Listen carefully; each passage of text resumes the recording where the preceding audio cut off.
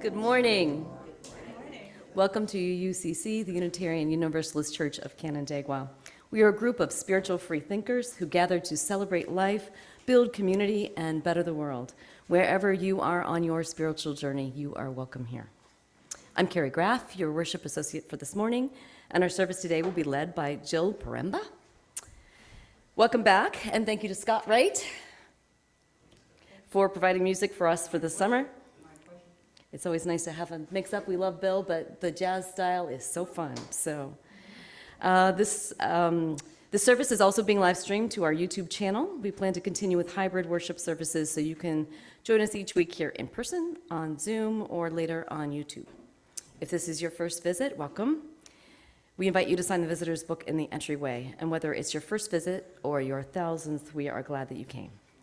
To help us connect better with our friends watching from home, please turn around and give a wave to the camera. Everybody wave to whom?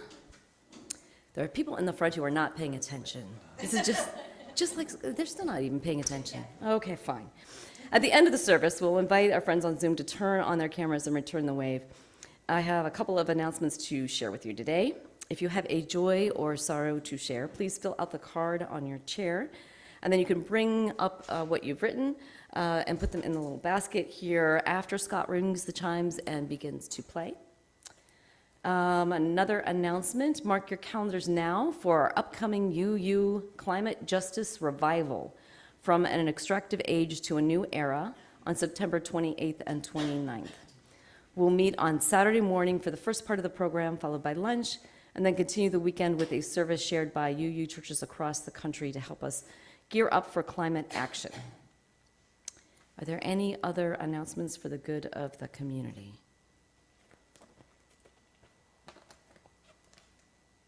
As we prepare to be fully together, I remind you to silence your phones and devices, anything that bings or beeps. We now enter a space of worship.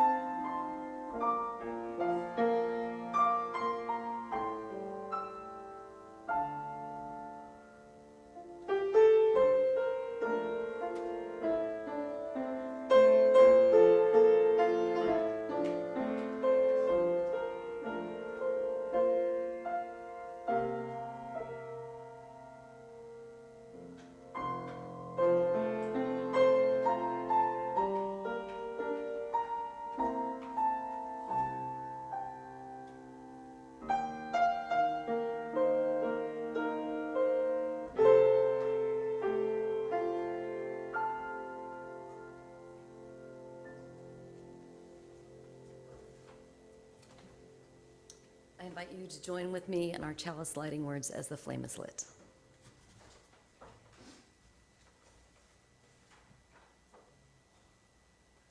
We gather this hour as people of faith, joys and sorrows, gifts and needs.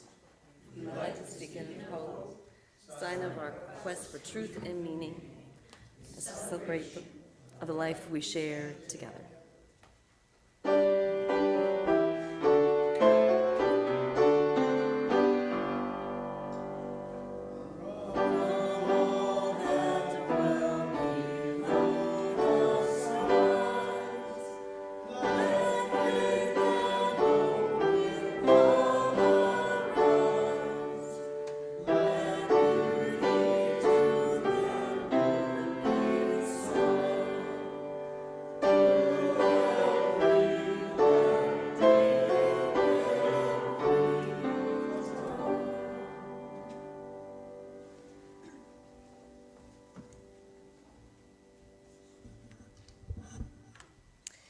This morning, as we come together, I'd like to share with you these words from Dan Lambert.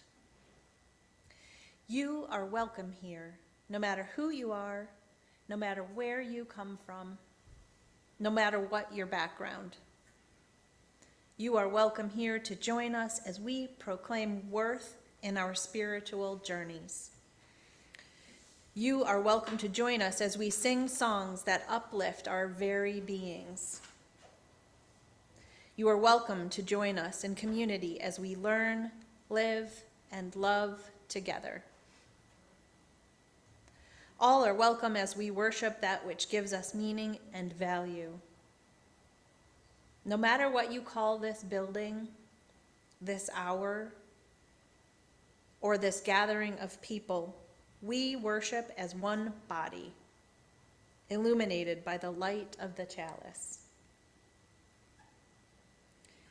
Please rise in body or spirit and join us in our first hymn, number 38, in the gray hymnal, Morning Has Broken.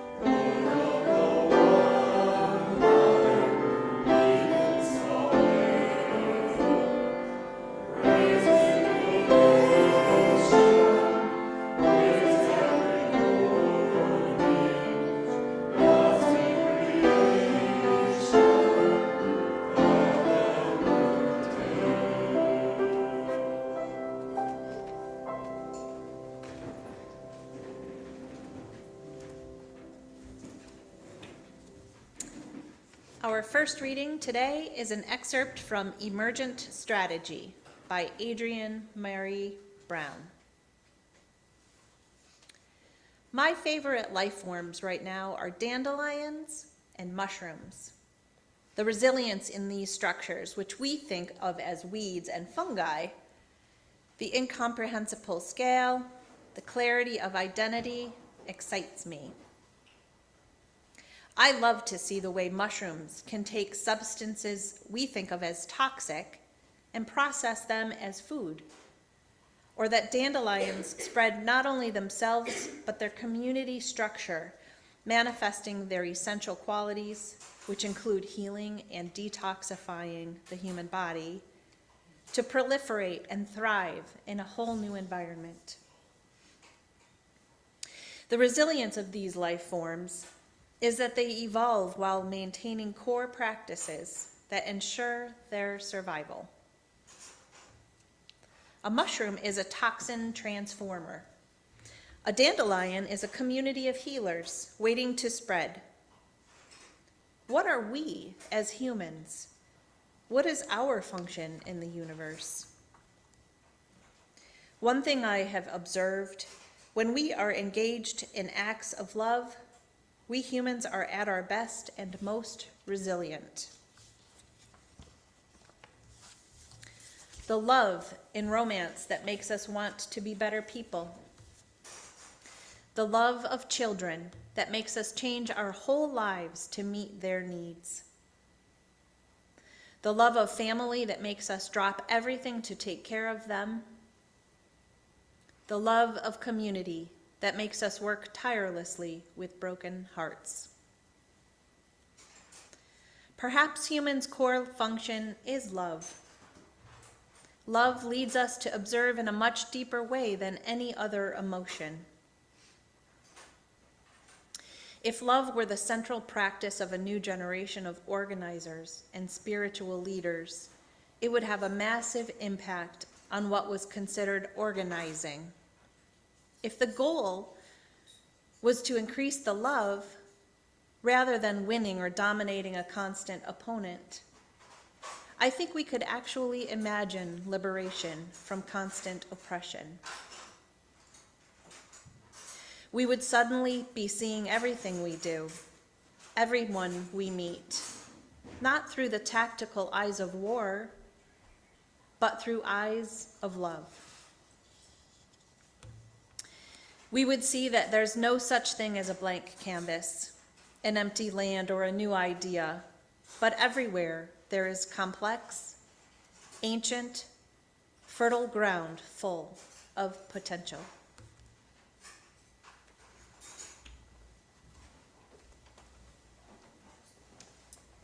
Now is the time in our service to join together in the spiritual practice of generosity. Our gifts of both time and money support our church and its work. Each week we would like to spotlight a group or committee and thank them for their gift of time. This week the group is Worship, and people interested in finding out more can contact Danielle Lyon in the back. 1/4 of our plate collection for the widening season goes to the Finger Lakes Accountability Network, or FLAN, F-L-A-N, a multiracial and multi-generational group of people who meet regularly and build relationships with each other in the Western Finger Lakes region of New York State. Committed to the interracial work of cultivating a culture of curiosity, courage, and commitment to dismantling systems of oppression, members of FLAN start by looking within ourselves, focusing on the necessity and joy of racial healing, ecological justice, and equitable food systems. You can give to this morning's offering by placing cash or a check into the basket or by one of the options on your screen. Please make a note that your gift is intended for today's offering. We now gratefully accept the offering.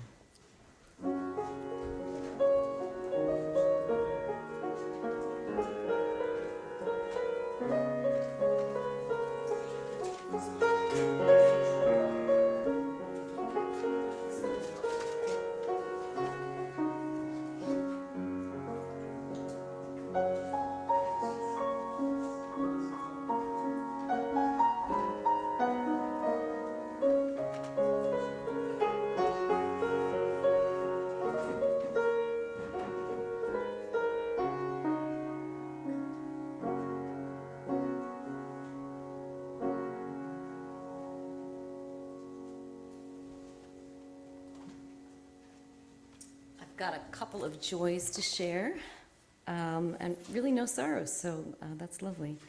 One of our congregants says it is a joy to be here among us today. And another is gratitude for Joe Biden and excitement about Kamala Harris. I will drop a pebble in for these joys and for all of the joys and sorrows that remain unspoken in our hearts.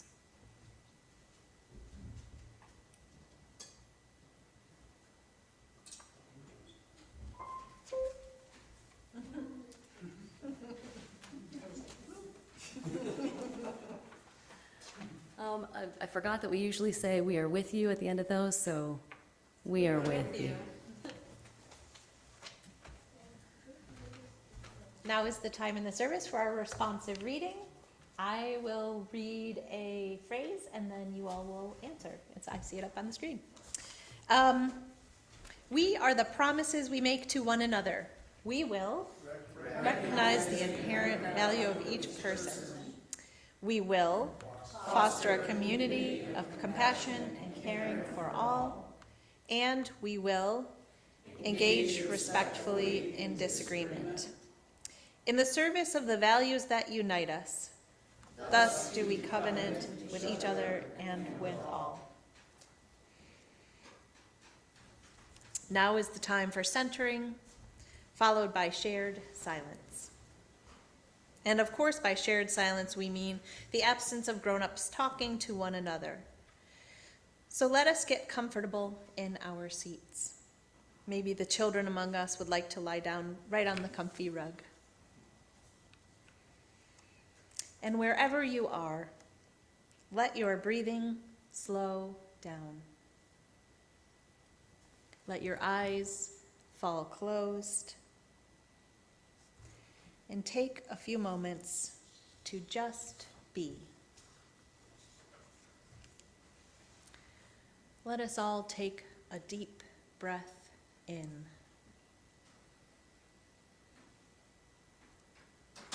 And then let it out.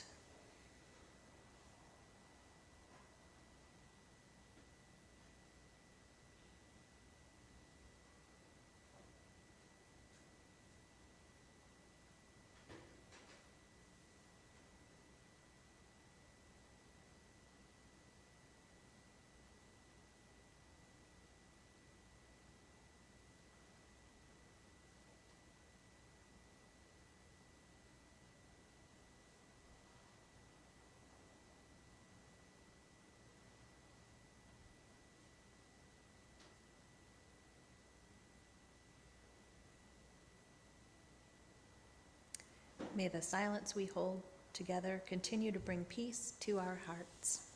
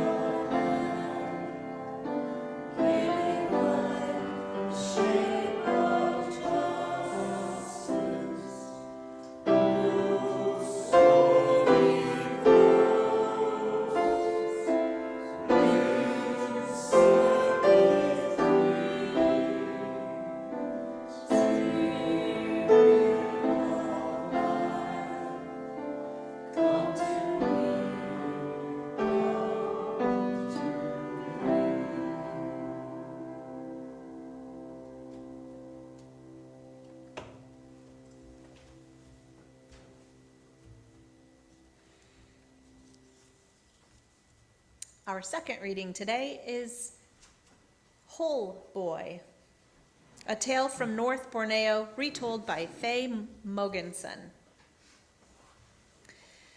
Long ago and far away, and yet not so long ago nor far away, there was a boy. He was an ordinary boy in every way, except that he felt as though he were full of holes. He felt as though he had holes everywhere, in his heart, in his head, in his arms, in his legs.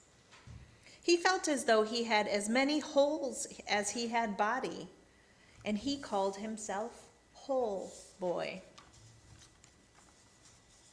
This feeling of being full of holes made the boy sad and mad all at once.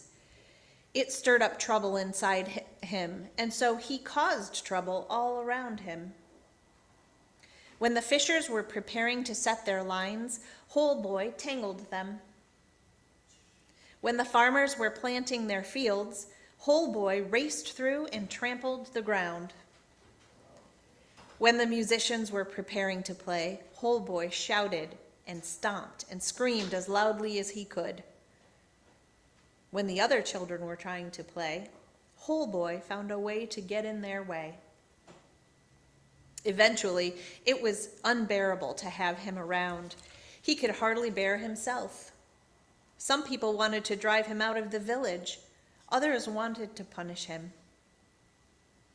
But there was one woman who had watched the boy, and she noticed that trouble was as much inside him as it was outside. She had compassion for the boy and believed he could change. She said, "You say you are full of holes, and you call yourself Hole Boy. You cause trouble, but I think it is this feeling of holes that is causing the trouble. If we were to venture out into the world, I think you will find your goodness." Never before had anyone had faith in him or shown him such kindness. For the first time ever, he felt warmth in his holy heart. For the first time, he had hope. The next morning, Hole Boy set off. His steps were hesitant and uneven, but he made his way. At nightfall, he crept into a village square and asked the people, "Have you met a boy like me who is full of holes?" They pondered for a while. Finally, an old woman said, "We have heard of one like that, somewhere toward sunset." The next morning, Hole Boy set out again and made his way. After 2 days, he came to the next village. When he asked about another Hole Boy, they too pointed toward the sunset. The next morning, Hole Boy set out again and made his way. On the 3rd day, as he approached a 3rd village, he heard a loud cry, "Another holy boy! Another holy boy has arrived." Hole Boy saw the other boy, the holy boy, coming toward him. It felt like seeing his other half. The 2 boys were the same size. They were each complete in precisely the places where the other had holes. No one knows why, but that's the way they were.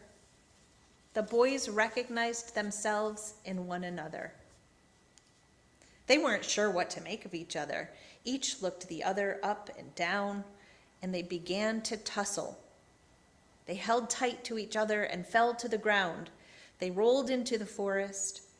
The wind howled, and a storm came in.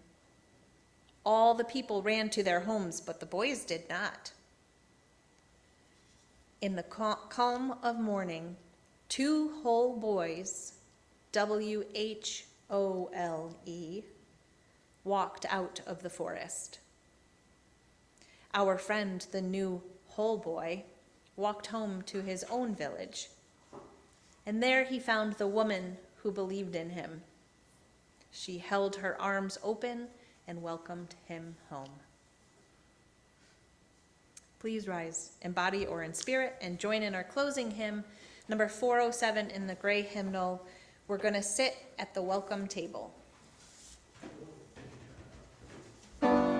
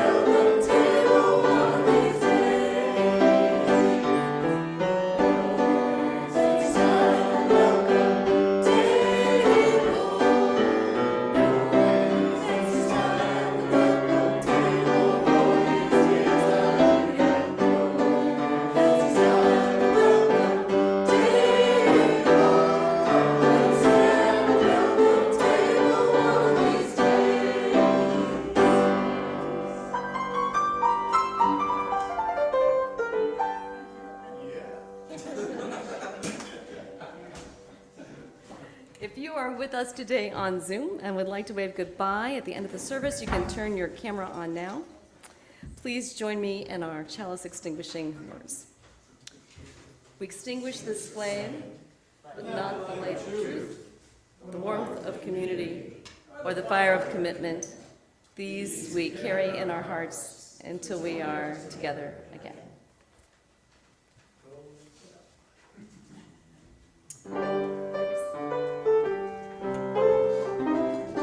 Getting ready to have people wave.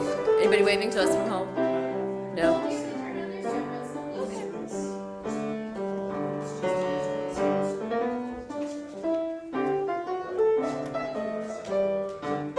A whole pot of coffee was made, so please have some.